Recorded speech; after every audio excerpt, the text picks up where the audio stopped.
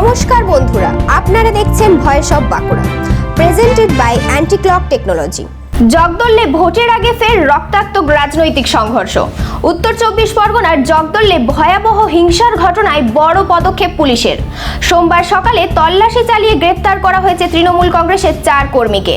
ধৃতদের মধ্যে রয়েছেন স্থানীয় কাউন্সিলরও। অভিযুক্তদের মধ্যে একজন খাটের তলায় লুকিয়েছিলেন বলেও সূত্রের দাবি। ধৃতদের নাম কৌশিক দাস, সিকান্দার প্রসাদ, গোপাল রাউত এবং শ্যামদাস সাউ। যদিও এখনো একাধিক অভিযুক্ত পলাতক। দ্বিতীয় দফায় ভোটের মাত্র 2 দিন আগে রবিবার রাত্রে জগদলের আটচালা বাগান কার্যত রণক্ষেত্রে পরিণত হয়। তৃণমূল ও বিজেপি কর্মীদের মধ্যে শুরু হয় ব্যাপক সংঘর্ষ, ইট বৃষ্টি, বোমাবাজি এবং গুলি চালনা। অভিযোগ, বিজেপি নেতা পবন সিংহের বাড়ি লক্ষ্য করে হামলা চালানো হয়। তার বাড়িতে বোমা ও গুলি ছোড়া হয় বলে অভিযোগ। এই হামলায় পবন সিংহের নিরাপত্তার দায়িত্বে থাকা সিআইএসএফ জওয়ান যোগেশ শর্মা গুলিবিদ্ধ হন। বর্তমানে তিনি কলকাতার একটি হাসপাতালে চিকিৎসাধীন। ঘটনার পর পরিস্থিতি সামাল দিতে ব্যাপক লাঠিচার্জ করে পুলিশ। এলাকায় মোতায়েন করা হয়েছে বিশাল পুলিশ বাহিনী। বিজেপির অভিযোগ, প্রধানমন্ত্রী নরেন্দ্র মোদীর জনসভা বানচাল করতেই এই হামলার পরিকল্পনা করা হয়েছিল।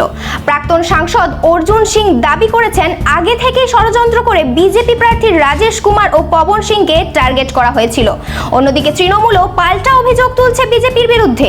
নির্বাচনের ঠিক আগেই জগদলে বারবার অশান্তির ঘটনায় উদ্বেগ বাড়ছে প্রশাসনের। ইতিমধ্যেই রাজ্য পুলিশের ডিজির কাছে রিপোর্ট তলব করেছে নির্বাচন কমিশন।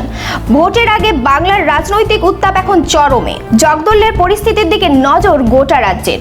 এই ধরনের গুরুত্বপূর্ণ খবর সবার আগে পেতে আমাদের চ্যানেলটি সাবস্ক্রাইব করুন আর ভিডিওটি শেয়ার করতে ভুলবেন না।